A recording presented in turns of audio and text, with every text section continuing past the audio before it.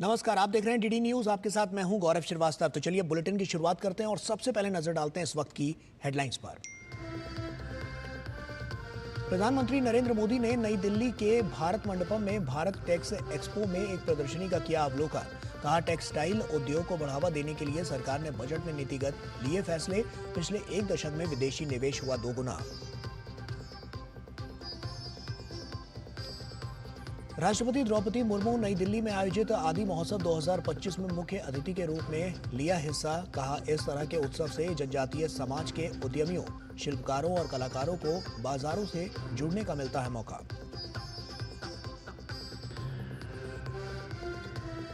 नई Delhi railway station पर शनिवार रात हुई घटना की जांच जारी। घटना की जांच के लिए 2 सदस्यीय उच्च स्तरीय समिति का गठन। रेलवे स्टेशनों पर भारी भीड़ को देखते हुए और विशेष ट्रेनों की शुरुआत।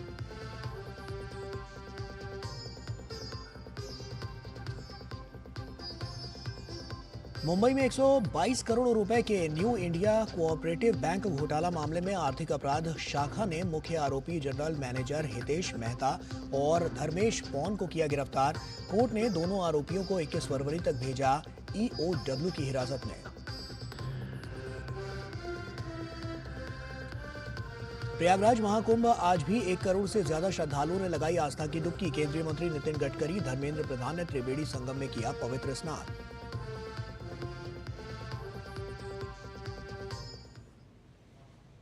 और आइए खबरों की शुरुआत करते हैं। प्रधानमंत्री नरेंद्र मोदी ने रविवार को नई दिल्ली में चल रहे भारत टेक्स 2025 में शिरकत की और इस अवसर पर प्रधानमंत्री ने भारत टेक्स 2025 में आयोजित एक प्रदर्शनी का अवलोकन किया। भारत टेक्स 2025 में कच्चे माल से लेकर तैयार उत्पादों तक की संपूर्ण वस्त्र मूल्य श्रृंखला को एक साथ एक ही मंच पर लाया गया है और इसका आयोजन 14 से 17 फरवरी तक भारत मंडपम में किया जा रहा है। भारत टेक्स प्लेटफॉर्म कपड़ा उद्योग का सबसे बड़ा आयोजन है। प्रधानमंत्री ने भारत टेक्स 2025 को संबोधित करते हुए कहा कि भारत ने पिछले दशक में कपड़ा उद्योग में तेजी से विकास किया है। पिछले वर्ष भारत के टेक्सटाइल और एपरल एक्सपोर्ट्स में 7% की बढ़ोतरी हुई है। आज हम दुनिया के छठे सबसे बड़े टेक्सटाइल और एपरल्स एक्सपोर्टर है। हमारा टेक्सटाइल निर्यात 3 लाख करोड़ रुपए तक पहुंच चुका है। अब हमारा लक्ष्य है 2030 तक हम इसे 9 लाख करोड़ रुपए तक लेकर जाएंगे। साथियों, इस सफलता के पीछे पूरे 1 दशक की मेहनत है। 1 दशक की कंसिस्टेंट पॉलिसी है। इसलिए पिछले 1 दशक में हमारे टेक्सटाइल सेक्टर में विदेशी निवेश 2 गुना हुआ है। और वहीं प्रधानमंत्री ने केंद्र सरकार द्वारा टेक्सटाइल उद्योग को बढ़ावा देने के लिए किए गए प्रयासों की जानकारी दी। प्रधानमंत्री मोदी ने कहा कि टेक्सटाइल उद्योग को बढ़ावा देने के लिए सरकार ने बजट में नीतिगत फैसले लिए हैं। हम स्वदेशी कार्बन फाइबर और उससे बनने उत्पादों को बढ़ावा दे रहे हैं। Bharat high grade carbon fibre बनाने की दिशा में भी आगे बढ़ रहा है। इन प्रयासों के साथ ही टेक्सटाइल सेक्टर के लिए जो नीतिगत फैसले चाहिए, हम वो भी ले रहे हैं। जैसे कि इस साल के बजट में एमएसएमई के क्लासिफिकेशन क्राइटेरिया में बदलाव करके इसका विस्तार किया गया है। साथ ही क्रेडिट अवेलेबिलिटी बढ़ाई गई है। हमारा टेक्सटाइल सेक्टर, जिसमें 80% योगदान हमारे एमएसएमईज का ही है, उसको इसका बहुत बड़ा लाभ मिलने वाला है। और वहीं प्रधानमंत्री ने कहा कि हमारी सरकार तकनीक के इस दौर में टेक्सटाइल उद्योग में हाथ के हुनर को संरक्षित करने और बढ़ावा देने का प्रयास कर रही है। हथकरघा कारीगरों का हुनर दुनिया के बाजारों तक पहुंचे, उनकी क्षमता बढ़े, उन्हें नए अवसर मिले, हम इस दिशा में भी काम कर रहे हैं। पिछले 10 वर्षों में हैंडलूम्स को बढ़ावा देने के लिए 2400 से ज्यादा बड़े मार्केटिंग इवेंट्स का आयोजन किया गया। हैंडलूम प्रोडक्ट्स की ऑनलाइन मार्केटिंग को बढ़ावा देने के लिए इंडिया हैंडमेड नाम से ई-कॉमर्स प्लेटफॉर्म भी बनाया गया है। इस पर हजारों हैंडलूम ब्रांड रजिस्टर भी कर चुके हैं। हैंडलूम प्रोडक्ट्स की जीआई टैगिंग, इसका भी बहुत बड़ा लाभ इन ब्रांड्स को हो रहा है। और वहीं नई दिल्ली के मेजर ध्यानचंद स्टेडियम में आदि महोत्सव 2025 का आयोजन 16 से 24 फरवरी को किया जा रहा है। महोत्सव में भारत के जनजातीय समुदायों की जीवन, संस्कृति, विरासत और आर्थिक क्षमता को प्रदर्शित किया गया है, जहां मुख्य अतिथि के रूप में राष्ट्रपति द्रौपदी मुर्मू ने हिस्सा लिया। उन्होंने कहा कि इस महोत्सव के माध्यम से आदिवासी शिल्पकारों, कलाकारों के कार्य बड़े बड़े शहरों से मुख्य बाजारों तक पहुंचाने का अवसर मिलता है। आदि महोत्सव जनजातीय विरासत को प्रस्तुत करने और उसे प्रोत्साहित करने का एक प्रमुख आयोजन है। ऐसे उत्सव जनजातीय समाज के उद्यमियों, शिल्पकारों और कलाकारों को मार्केट से जुड़ने का बहुत अच्छा अवसर प्रदान करते हैं। मैं आशा करती हूँ कि ऐसे प्रयासों से एक मजबूत ट्राइबल एंटरप्रेन्योरशिप इकोसिस्टम विकसित किया जाएगा। और राष्ट्रपति ने कहा कि पिछले 10 साल में जनजातीय समाज के विकास को बढ़ावा देने के साथ साथ जनजातीय बजट में भी कई गुना का इजाफा हुआ है। साथ ही उन्होंने बताया कि देश में पहली बार 2021 से हर साल 15 नवंबर से बिरसा मुंडा के जन्मदिन पर जनजातीय गौरव दिवस बनाने की शुरुआत की गई। पिछले 10 वर्षों के दौरान जनजातीय समाज के समग्र विकास के लिए अनेक प्रभावी कदम उठाया गया है। ट्राइबल डेवलपमेंट बजट 5 गुना बढ़कर लगभग 1,25,000 करोड़ रुपया हो गया है। वर्ष 2021 में भगवान बिरसा मुंडा की जयंती के दिन 15 नवंबर को जनजातीय गौरव दिवस मनाने की परंपरा स्थापित किए गए हैं। संथाली भाषा को संविधान की 8वीं अनुच्छेद में शामिल करने का अपने प्रयास को याद करके मुझे बहुत प्रसन्नता हो रही है। और आदि महोत्सव पर बोलते हुए जनजातीय कार्य मंत्री जुएल ओराम ने कहा है कि आदि महोत्सव केवल एक आयोजन नहीं है, ये जनजातीय समुदायों को व्यापक बाजार उपलब्ध कराकर उन्हें सशक्त बनाने की पहल है। उन्होंने बताया कि मेले में 25 स्टॉल और 600 से ज्यादा आर्टिस्ट प्रतियोगिता में चयनित होने के बाद इस महोत्सव में शामिल किए गए हैं। ये क्वालिटी प्रोग्राम है। इसमें हम लोग जो सिलेक्ट करके लाए हैं, जो एनजीओ 250, ये बहुत कंपटीशन के बाद यहां आए हैं। ये 25 स्टॉल इतना कंपटीशन के बाद यहां आए हैं। आप इसको देख लीजिए। तो मैं इसलिए अपील कर रहा हूं, आप ये मौका लीजिए दिल्ली में। हम ये पहला बार नहीं कर रहे हैं, ये विगत 8 साल से हम लोग ये कंटिन्यूसली इसको कर रहे हैं। ये महोत्सव काफी दिल्ली में केवल नहीं होगा, ये बहुत सारे शहर में होता है। 450 से ज्यादा महोत्सव हम लोग कर चुके हैं और इसमें से बहुत सारे हजारों ट्राइबल लोग यहाँ आपका इन्वॉल्व हुए हैं। और नई दिल्ली रेलवे स्टेशन पर शनिवार रात हुई घटना की जांच शुरू हो गई है। रेलवे की 2 सदस्यीय उच्च स्तरीय समिति इस घटना की तह तक जाने में लगी हुई है। समिति में उत्तर रेलवे के प्रधान मुख्य वाणिज्यिक प्रबंधक नरसिंह देव और उत्तर रेलवे के प्रधान मुख्य सुरक्षा आयुक्त पंकज गंगवार को शामिल किया गया है। समिति ने नई दिल्ली रेलवे स्टेशन की सभी वीडियो फुटेज जुटाने के आदेश दिए हैं। उधर नई दिल्ली रेलवे स्टेशन पर अब हालात सामान्य हैं और रेलगाड़ियों का परिचालन सुचारू रूप से चल रहा है। यात्रियों की सहायता में रेलवे कोई कोर कसर नहीं छोड़ रहा। वहीं बीती रात की घटना में घायल यात्रियों का इलाज जारी है। नई दिल्ली रेलवे स्टेशन भगदड़ मामले में उसकी जांच शुरू हो गई है और उत्तर रेलवे के principal chief commercial manager Narsingh Dev ने कहा है कि हम सभी साक्ष्यों को समझने की कोशिश कर रहे हैं। प्रशासन द्वारा गठित कमेटी, जिसमें हम 2 मेंबर हैं, मैं नरसिंह PCCM और मिस्टर गंगवार ही सिक्योरिटी कमिश्नर, हम दोनों ने जांच शुरू कर दी है और सुबह से हम लोगों ने जांच शुरू कर दी है। सारे के सारे साक्ष्यों को हम लोग समझने की कोशिश कर रहे हैं। CCTV फुटेज हम लोगों ने देखा है, CCTV फुटेज को हम लोगों ने स्कोर किया है, अपनी कस्टडी में लिया है। दूसरी ये चीज़ है कि ये साइट भी हम लोगों ने देखा है कि क्या परिस्थिति रही होगी उस समय, और अच्छे से इसको देख के सारी चीज़ों को समझेंगे, विटनेस को बुलाएंगे, उनकी स्टेटमेंट भी लेंगे, तो हर तरह के साक्ष्यों का एग्जामिनेशन करके और एक अच्छी जांच रिपोर्ट तैयार की जाएगी और प्रशासन के समक्ष प्रस्तुत की जाएगी। डीसीपी रेलवे KPS मल्होत्रा ने नई दिल्ली रेलवे स्टेशन पर रेलवे की तैयारियों का जायजा लिया।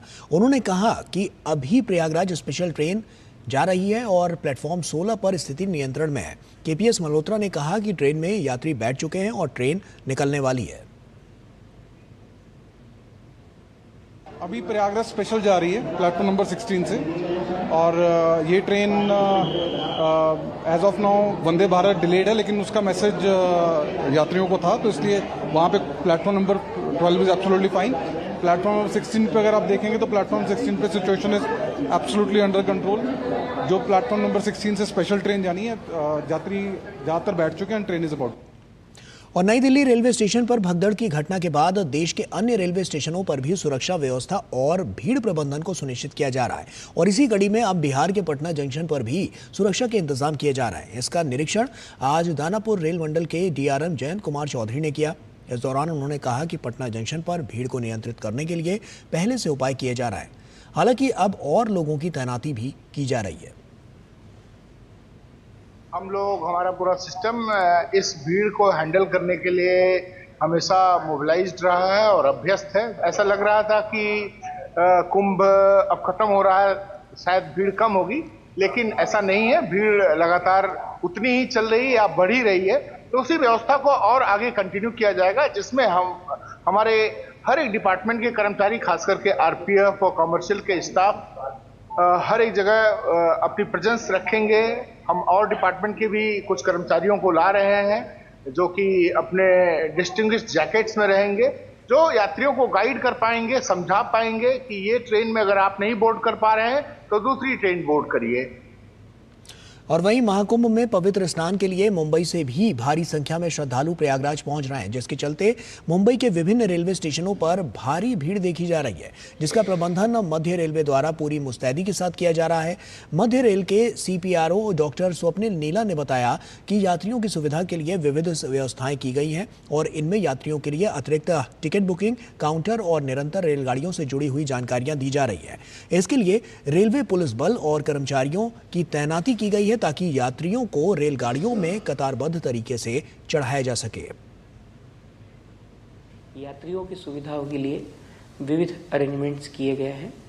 इनमें यात्रियों के लिए additional ticket booking counters, may I help you booths और लगातार दी जाने वाली पब्लिक अनाउंसमेंट सिस्टम के थ्रू इंफॉर्मेशन, जिससे यात्रियों को उनकी ट्रेन की स्थिति, वो ट्रेन के जो डब्बे हैं उनकी स्थिति, किस डायरेक्शन से, किस दिशा से वो डब्बे रहेंगे, उनकी स्थिति, उसी के साथ साथ में कौन से प्लेटफॉर्म पे वो रहेगी, कब तक लगेगी, उसके लिए RPF और कमर्शियल स्टाफ की डिप्लॉयमेंट, किस तरह से उनको कतारबद्ध तरीके से उन ट्रेनों में चढ़ाया जा सकता है, ये सब कुछ मैनेज किया गया है।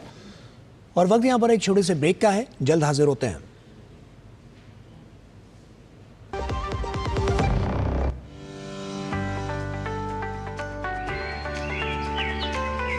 अपनी धरती को हमेशा हरा भरा रखना हमारे हाथ में ही है, इसलिए मैं अपने कार के लिए CBG ही पसंद करता हूँ। ये अपशिष्ट पदार्थों से बनी कंप्रेस्ड बायोगैस है। ये एक अत्यधिक कुशल रिन्यूएबल रिसोर्स है, जिसने कार्बन उत्सर्जन को कम कर दिया है। कम कार्बन उत्सर्जन का अर्थ है ग्रह पर कम हानिकारक प्रभाव पड़ना। CBG का उपयोग करें, ये स्वच्छ, हरा भरा और सुरक्षित है। जब धरती चीर कर निकलता है लोहे का पत्थर और मिलता है मोंगिया के जोश से, फिर तपता है, पिघलता है और बनता है फौलाद। अब होता है सरिया सारी खूबियों के साथ। मोंगिया स्टील, मजबूत देश का मजबूत सरिया। मुथूट फाइनेंस पेश करते हैं गोल्ड लोन मेला। गोल्ड लोन लेने पर और कस्टमर रेफर करने पर पाइए सुनहरा मौका, लाखों के गिफ्ट वाउचर जीतने का, साथ ही साथ जीतें आप 24 कैरेट खरा सोना। गोल्ड लोन लेने के लिए आज ही मुथूट फाइनेंस की ब्रांच में जाइए या फिर कॉल कीजिए 1-800-313-1212। गोल्डी मसाले के 100 ग्राम के स्पेशल पैक्स में फ्रेशनेस लॉक है। ऐसे गोल्डी मसाले जहां जाएं रिश्ते बनाएं। ब्रेक के बाद एक बार फिर से आप सभी का स्वागत है। ओमान की राजधानी मस्कट में आयोजित 8वें हिंद महासागर सम्मेलन को संबोधित करते हुए विदेश मंत्री डॉक्टर एस जयशंकर ने क्षेत्र के विकास एवं सुरक्षा आकांक्षाओं को पूरा करने के लिए समन्वित प्रयासों का आह्वान किया। विदेश मंत्री डॉक्टर एस जयशंकर ने हिंद महासागर के देशों के सामने संसाधनों की कमी और आर्थिक चुनौतियों, विभिन्न प्रकार की अवैध तस्करी और हिंद प्रशांत क्षेत्र में आतंकवाद और तनाव सहित कई चुनौतियों पर बात की। The Indo-Pacific has been witnessing deeper tensions and sharper contestations. The scenario is intrinsically maritime in nature, involving respect for and observance of international law. There are other concerns, some related, some autonomous. Stronger assertions of interest is one issue. Concerns about unilateral changes to the status quo, another. Doctor S Jaishankar ने कहा कि हिंद महासागर के दोनों छोर पर उथल पुथल आज अपने चरम पर है। पश्चिम एशिया में एक गंभीर संघर्ष चल रहा है जिसके और अधिक बढ़ने और जटिल होने की संभावना है। वहीं दूसरी ओर हिंद प्रशांत क्षेत्र में अत्यधिक तनाव और जबरदस्त प्रतिद्वंदिता देखी जा रही है। In the Middle East or West Asia, there is a serious conflict underway with the potential for further escalation and complication. At the same time, long-standing issues are being revisited, sometimes with a radically different approach. Its maritime consequence is visible in a serious disruption of global shipping with considerable cost to all our countries. और वहीं इस बीच 8वें हिंद महासागर सम्मेलन से अलग विदेश मंत्री doctor S Jaishankar ने अपने ओमान के समकक्ष बद्र अल-बुसैदी के साथ बैठक की और इस दौरान दोनों नेताओं ने व्यापार, निवेश और ऊर्जा सुरक्षा में द्विपक्षीय सहयोग पर व्यापक चर्चा की। इसके अलावा दोनों नेताओं ने राजनयिक संबंधों की 70वीं वर्षगांठ पर संयुक्त रूप से प्रतीक चिन्ह भी जारी किया। इस अवसर पर Mandvi to Muscat Indian community and shared history of India and Oman नामक एक पुस्तक का भी संयुक्त रूप से विमोचन किया गया। इसके अलावा विदेश मंत्री डॉक्टर एस जयशंकर ने मस्कट में ब्रुनई के विदेश मंत्री दातो एरिवान पेहिन यूसुफ से मुलाकात की और इस दौरान दोनों नेताओं ने प्रधानमंत्री नरेंद्र मोदी की सितंबर 2024 की ब्रुनई यात्रा पर भी चर्चा की। इस बीच ब्रुनई के विदेश मंत्री ने भारत आसियान साझेदारी को समर्थन देने की बात कही।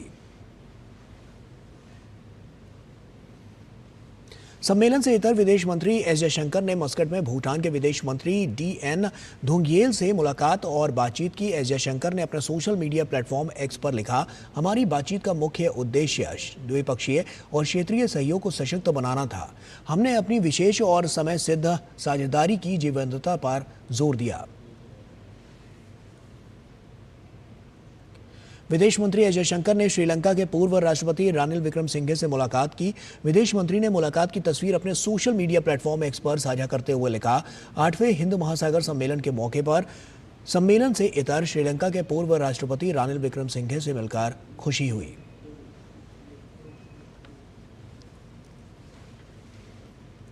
और बुलेटिन में फिलहाल एक छोटे से ब्रेक का वक्त हो गया है, जल्द हाजिर होते हैं।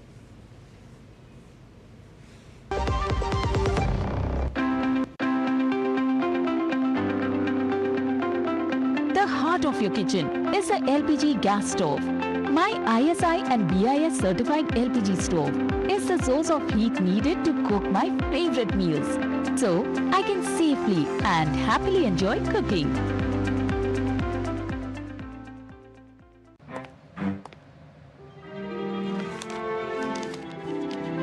इतनी जल्दी पैसे डबल? ओ, जमा करोगे तो फिर भुगतोगे। चलो, ऐसी लुभाने वाली स्कीम में पैसे जमा करना यानी धोखे की संभावना, इसलिए पहले पूरी जांच, उसके बाद पैसे जमा, नहीं तो आपके पैसे हो जाएंगे। आरबीआई कहता है जानकार बनिए, सतर्क रहिए। मेरी पसंद, मेरी पसंद, मेरी पसंद, मेरी पसंद, हमारी पसंद, हम सबकी पसंद। मजबूत देश का मजबूत सरिया, Mongia steel. Hi, I am Ravi, driving my CNG auto for many years. Happy with the mileage I get with this. Hi, I'm Rajesh. I switched to compressed natural gas a few months back. CNG gives high performance at affordable cost and it is easily available. Plus, CNG is a non-polluting fuel thanks to its higher ignition temperature. Switch to CNG today.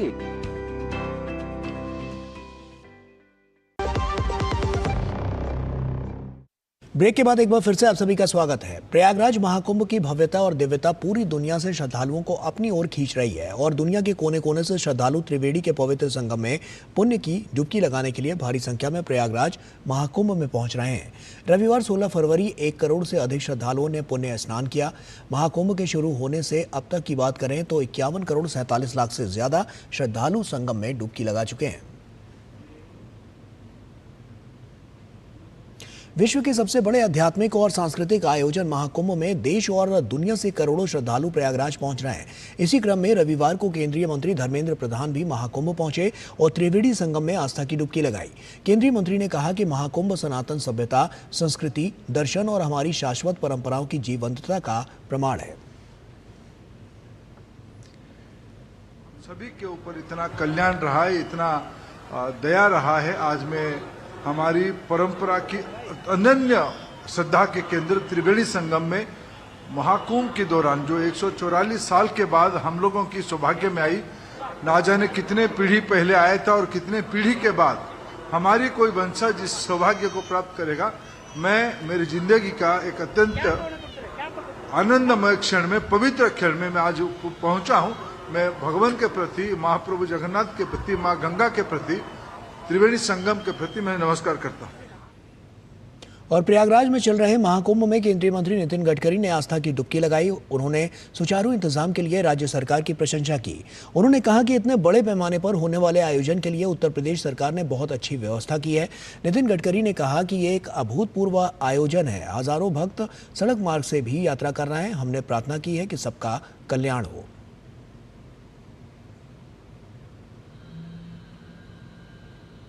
ये अभूतपूर्व है। देश भर के आस्था के कारण अपनी गाड़ी लोग आ रहे हैं। अपने शहर से हजारों लोग अपनी गाड़ियाँ लेकर निकलेंगे। मुझे लगता है बहुत अच्छा और गंगा माता का आशीर्वाद हम सबको मिलेगा और निश्चित रूप से विश्व का कल्याण हो और सबका कल्याण, ये हमारी भावना और यही आशीर्वाद हमसे। तो महाकुंभ पहुंचे नितिन गडकरी और उन्होंने देश और दुनिया से करोड़ों श्रद्धालु पहुंच रहे हैं, उनके लिए जो तमाम इंतजाम है इस पर अपनी बात रखी जो हमने आपको सुनवाया। आगे बढ़ते हैं, अगली खबर का रुख करते हैं। आपको बता दें कि महाकुंभ 2025 में दिव्य ज्योति वेद मंदिर द्वारा आयोजित अखंड रुद्री पाठ महादिव्यानुष्ठानम ने एक ऐतिहासिक उपलब्धि प्राप्त करते हुए विश्व का सबसे बड़ा रिले जाप का विश्व रिकॉर्ड स्थापित किया है। ये महाअनुष्ठान भारत की प्राचीन वैदिक परंपरा के गौरव को पुनर्स्थापित करने वाला अद्वितीय आध्यात्मिक आयोजन हुआ। 33 दिनों तक अनवरत वैदिक मंत्रोच्चारण किया जाता रहा, जिसे Asia book of record, India book of record और इंटरनेशनल बुक ऑफ रिकॉर्ड्स में दर्ज किया गया है। इस विश्व रिकॉर्ड के बारे में डीडी न्यूज संवाददाता अश्विनी मिश्र ने दिव्य ज्योति वेद मंदिर के सचिव नरेंद्रानंद से खास बातचीत की। आप भी देखिए। तीर्थराज प्रयागराज के त्रिवेणी तट पर महाकुंभ के आयोजन ने विश्व कीर्तिमान बनाया है। तो यहाँ सेक्टर 9 में एक धार्मिक वैदिक अनुष्ठान के द्वारा विश्व कीर्तिमान बनाया गया है। दिव्य ज्योति जागृति संस्थान के दिव्य ज्योति वेद मंदिर के सचिव जी स्वामी नरेंद्रानंद जी हमारे साथ हैं। महाराज जी, एक विश्व कीर्तिमान आज बना है, Asia book of world record ने उसको रिकॉग्नाइज किया है। सतत ये 33 दिनों का दिवारात्रि का रुद्री पाठ हुआ, किस रूप में ये उपलब्धि है और किस तरीके से ये संचालित और समन्वित किया गया? जो वेद का प्रभाव है ये पूरी दुनिया के अंदर पहुँचे और लोग इस वाइब्रेशन को समझ पाएँ, जो विज्ञान है, जो हमारा सनातन विज्ञान है, उसको समझ पाएँ।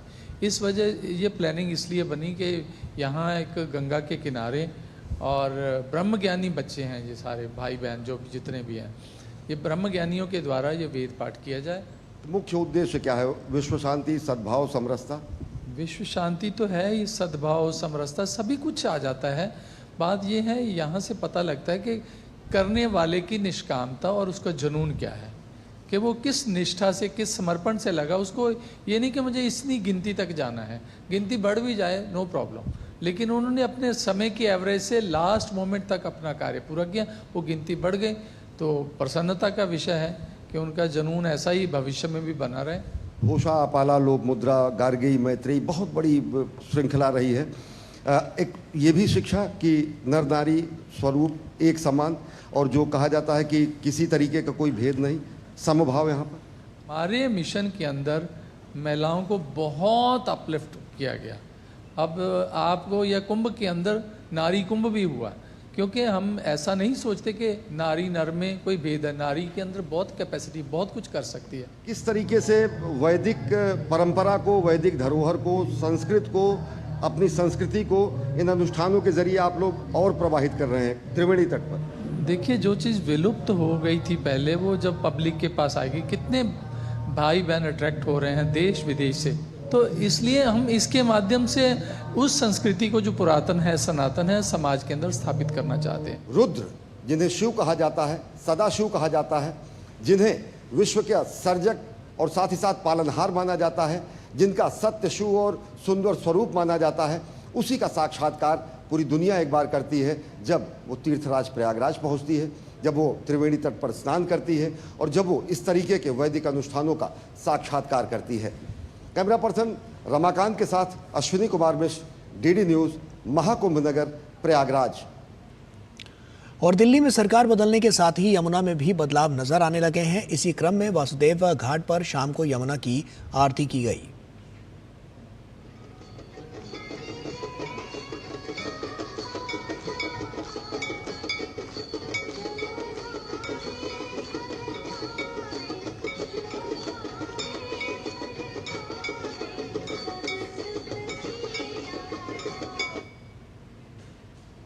और इसी के साथ फिलहाल इतना ही। दीजिए इजाजत, नमस्कार।